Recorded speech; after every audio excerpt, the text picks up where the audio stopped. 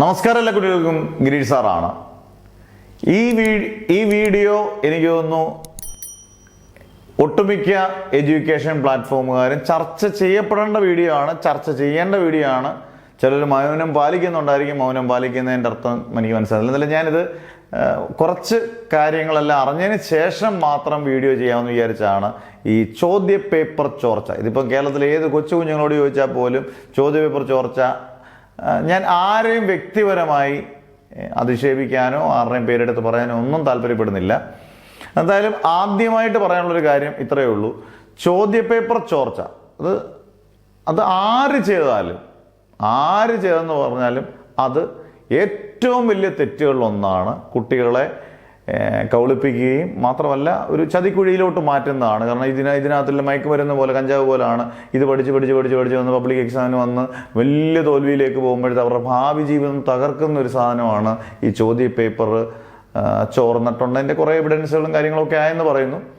പക്ഷേ ഈ ചോദ്യ പേപ്പർ ചോർത്തിയ ചാനൽ തന്നെ പറയുന്നുണ്ട് ഇതിൻ്റെ വേറെ തലപ്പത്തുള്ള ചാനലുകാരോ. ഞാൻ പറയുന്ന ഒറ്റ കാര്യമുള്ളൂ, ആരായാലും ഇത് ചോദ്യ പേപ്പർ ചോർത്തിയത് ആരായാലും, അത് വലിയവനോ ചെറിയവനോ തലതൊട്ടപ്പനോ താഴെയുള്ളവർ ആരായാലും കൃത്യമായി സർക്കാർ അന്വേഷിക്കുന്നുണ്ടെങ്കിൽ അന്വേഷിച്ച് ഉറപ്പായിട്ടും ആർക്കായാലും ഒരേപോലെ ശിക്ഷ കൊടുക്കണം.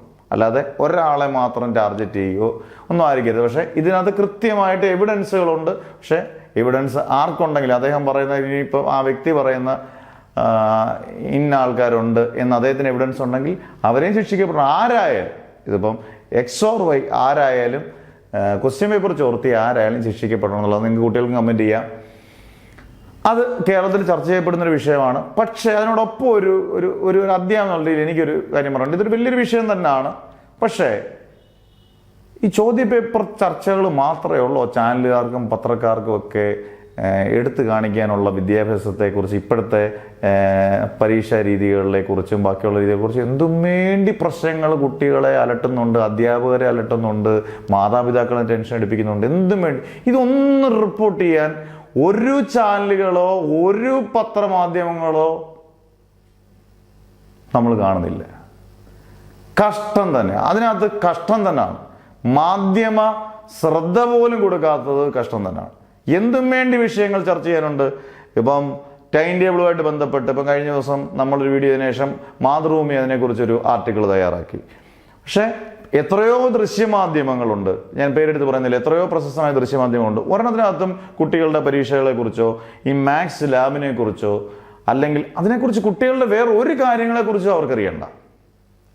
പത്രമാധ്യമങ്ങൾക്കും ദൃശ്യമാധ്യമങ്ങൾക്കും കോൺട്രവേഴ്സി ആയിട്ടുള്ള എന്തെങ്കിലും കാര്യങ്ങൾ വരുമ്പം അതിനെ ഒന്ന് ഊതിപ്പെരുപ്പിച്ച് കാണിക്കുന്നതല്ലാതെ കുറച്ച് കഴിയുമ്പോൾ ഇതങ്ങ് പതുക്കെ അങ്ങ് തണുത്തു. അതാണല്ലോ മാധ്യമത്തിൻ്റെ ധർമ്മമായിട്ട് എനിക്ക് തോന്നുന്നത്.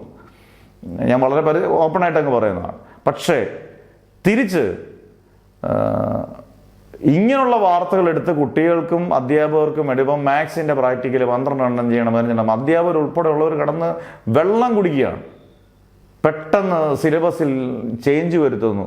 ഇതിനൊക്കെ എതിരെ മാധ്യമങ്ങൾ പറഞ്ഞാൽ അത് എത്രയും പെട്ടെന്ന് മുഖ്യമന്ത്രി ഉൾപ്പെടെ, വിദ്യാഭ്യാസ മന്ത്രി ഉൾപ്പെടെ, വിദ്യാഭ്യാസ വകുപ്പ് ഉൾപ്പെടെ പെട്ടെന്ന് എത്തുകയാണ്. അത് അങ്ങനെയുള്ളത് വേണ്ടേ, അങ്ങനെയുള്ള കാര്യങ്ങളിലേക്ക് വേണ്ടേ ചർച്ച നടത്താൻ? ഉച്ചയ്ക്ക് പരീക്ഷ നടത്തുന്നത് തെറ്റാണ്, റമദാനുള്ള കുഞ്ഞുങ്ങൾ വ്രതം നോക്കുന്നു, ഉച്ചയ്ക്ക് കഠിനമായിട്ടുള്ള വെയിലത്ത് അല്ലെങ്കിൽ പൊരിവെയിലത്ത് കുഞ്ഞുങ്ങൾ ഭയങ്കരമായിട്ടും തളർന്നിരുന്ന് പരീക്ഷ എഴുതുന്നതിനെതിരെയൊക്കെ ചാനലുകളും പത്രമാധ്യമങ്ങളും മുന്നോട്ട് വരണ്ടേ? അതൊക്കെ മുന്നോട്ട് വരണം. അപ്പോൾ ഒരു വിഷയം കിട്ടി അതൊരിച്ചിരി ഹൈലൈറ്റ് ചെയ്യാം എന്ന് വിചാരിച്ചുകൊണ്ട് അതിൻ്റെ പുറകിൽ മാത്രം പോകുന്നത് ശരിയല്ല. ഇതിപ്പം നമ്മൾ തുടങ്ങിയത് ഒരു വിഷയമാണ്. ഇപ്പം ഞാൻ പറഞ്ഞ ഒരു കാര്യമുണ്ട്. പക്ഷേ പല കുട്ടികളും നമ്മുടെ കമൻറ്റ് ബോക്സിനകത്തും പലപ്പോഴും കുട്ടികൾ എഴുതിയിട്ടുണ്ട്, എന്തുകൊണ്ടാണ് കുട്ടികൾ ഈ ഓൺലൈൻ ചാനലിലോട്ട് വരുന്നത്? ഇപ്പം ഞാൻ 2020 ജൂൺ 5 അന്ന് ഈ പറയത്തക്ക വലിയ ചാനലുകളൊന്നും ഇല്ല. പറയത്തക്ക വലിയ ചാനലുകളൊന്നും, എഡ്യൂക്കേഷൻ ചാനലുകളൊന്നും വലിയ രീതിയിൽ, ഞാൻ ഫിസിക്സ് മാത്രം പഠിപ്പിച്ചുകൊണ്ടിരുന്നതാണ്. കോവിഡിൻ്റെ സമയത്ത് വേറെ ഒരു ചാനലുകളും ബാക്കിയുള്ള സബ്ജക്റ്റുകൾ കൊടുക്കാത്ത പക്ഷം നമ്മൾ ബാക്കിയുള്ള സബ്ജക്റ്റുകളെല്ലാം കൊടുത്തൊരു അധ്യാപകരാണ് എന്ന് പറഞ്ഞുകൊണ്ട് നമ്മൾ മഹാധ്യാപകം എന്നല്ല. പക്ഷെ അത് നമ്മുടെ എൻ്റെ ഒരു ഇതിനനുസരിച്ച്, കാരണം കുട്ടികൾ കഷ്ടപ്പെട്ടത് ഏതെന്ന് വിചാരിച്ച് ഫ്രീ ആയിട്ട് ഫുൾ, അന്ന് പഠിച്ച കുട്ടികൾക്കെല്ലാം അറിയാം, ഫുൾ ക്ലാസ്സുകൾ നമ്മൾ എല്ലാ കുട്ടികൾക്കും ആ കോവിഡിൻ്റെ സമയത്ത് കൊടുത്ത് അതിന് ഗംഭീര മാർഗം മേടിക്കാനും ഒക്കെ നമ്മൾ ഒരുപാട് കഷ്ടപ്പെട്ടിട്ടുണ്ട്. പക്ഷേ ഈ പറഞ്ഞ പോലെ നമ്മൾ എന്തുകൊണ്ട് കുട്ടികൾ ഇപ്പോൾ സ്കൂളിലത്തെ ടീച്ചർമാർ പറയുന്നത് നിങ്ങളെല്ലാം ഓൺലൈൻ ചാനൽ കണ്ടിട്ടതിന് ശേഷമാണ് നിങ്ങളെല്ലാം ഇങ്ങനായി പോയത്, തോറ്റ് തൊപ്പിയിടുന്നത്. അങ്ങനെ നമുക്ക് പരക്കെ പറയാൻ പറ്റത്തില്ല. കാരണം ഓൺലൈൻ ചാനലുകൾ എന്ന് പറയുന്നത് എന്തുകൊണ്ട് കുട്ടികൾ കാണുന്നു? കാരണം സ്കൂളിൽ 100 ടീച്ചർമാരുണ്ടെങ്കിൽ, ഞാൻ ആരെയും അടച്ചാക്ഷേപിക്കുന്നില്ല, 100 ടീച്ചർമാരുണ്ടെങ്കിൽ ഒരു 20 ടീച്ചർമാർ നന്നായി പഠിപ്പിക്കും, ബാക്കി 80 ടീച്ചർമാർ ഒരു കാശിനും പഠിപ്പിക്കത്തില്ല. ഞാൻ സ്കൂളിലും കോളേജിലും ഒക്കെ പഠിപ്പിച്ചൊരു അധ്യാപനം തന്നെയാണ്. അത്രയ്ക്ക് അത്യാവശ്യം എക്സ്പീരിയൻസ് ഉണ്ട് താൻ. അത് വെച്ച് പറയുകയാണ്, ഒരു 20% അധ്യാപകർ ഡെഡിക്കേറ്റഡ് ആയിട്ടും നല്ല ഗംഭീരമായിട്ട് പഠിപ്പിക്കും, 80% അധ്യാപകർ ഒട്ടും പഠിപ്പിക്കത്തില്ല. ഇതൊരു വെറും ഒരു സ്കൂളിൽ പോവുക, എന്തെങ്കിലുമൊക്കെ കാണിച്ച് തിരിച്ച് വരിക എന്നുള്ളതാണ്. അവർ ഗംഭീരമായിട്ട് പഠിപ്പിക്കുന്നിടത്ത് കുട്ടികൾ ക്ലാസ്സുകൾ കാണും, അത് 6 ക്ലാസ്സുകളായാലും കാണും. അതിന് നമുക്ക് ഓൺലൈൻ വിദ്യാഭ്യാസം മോശമാണെന്ന് നമുക്ക് പറയാൻ പറ്റുമോ? ഇപ്പോൾ വിദേശത്തൊക്കെ ഓൺലൈൻ വിദ്യാഭ്യാസം ഭയങ്കരമായിട്ട് പിടിപിടിക്കുന്നുണ്ട്. കാരണം അവർക്ക് ഇഷ്ടമുള്ള ഏത് ക്ലാസ് ആയാലും കാണാനുള്ളത് കുട്ടികൾക്കും അതേപോലുള്ള അഭിപ്രായ സ്വാതന്ത്ര്യം പോലെ എല്ലാ സ്വാതന്ത്ര്യം അവർക്കും ഉണ്ട്. ഇഷ്ടമുള്ള ക്ലാസ്സിൽ അവർക്ക് കാണാം. ഈ പറഞ്ഞ എനിക്കറിയാവുന്ന ഒരുപാട് ടീച്ചേഴ്സിൻ്റെ മക്കൾ പല എൻട്രൻസ് കോച്ചിങ് സെൻറ്ററും ട്യൂഷനും പോയിട്ട് ആ ടീച്ചർമാർ സ്കൂളിൽ പറയും, നിങ്ങൾ ഒറ്റയെടുത്ത് ട്യൂഷന് പോകരുത്.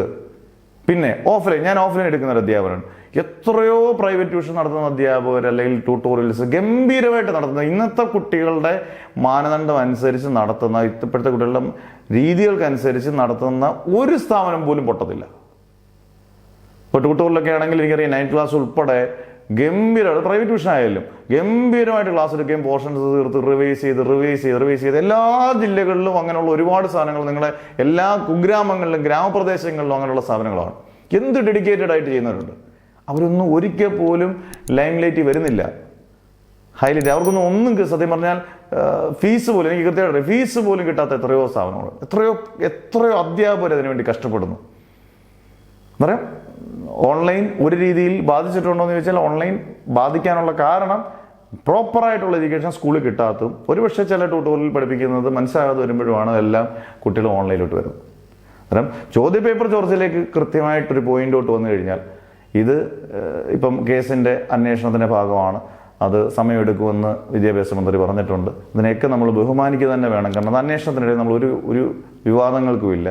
പക്ഷെ ആര് തെറ്റ് ചെയ്താലും, അത് എനിക്ക് പറയാൻ പോകുന്ന ഒരു ഒറ്റ പോയിന്റേ ഉള്ളൂ, ആരായാലും അവരെ, അത് ഒരാളെന്നല്ല, അതിനകത്ത് ഒരു ചെയിൻ പോലെ ആൾക്കാരുണ്ടെങ്കിൽ പോലും ആരായാലും, അത് വലിയവനായാലും ചെറിയവരായാലും, അവരാരായാലും ശിക്ഷിക്കപ്പെടണം.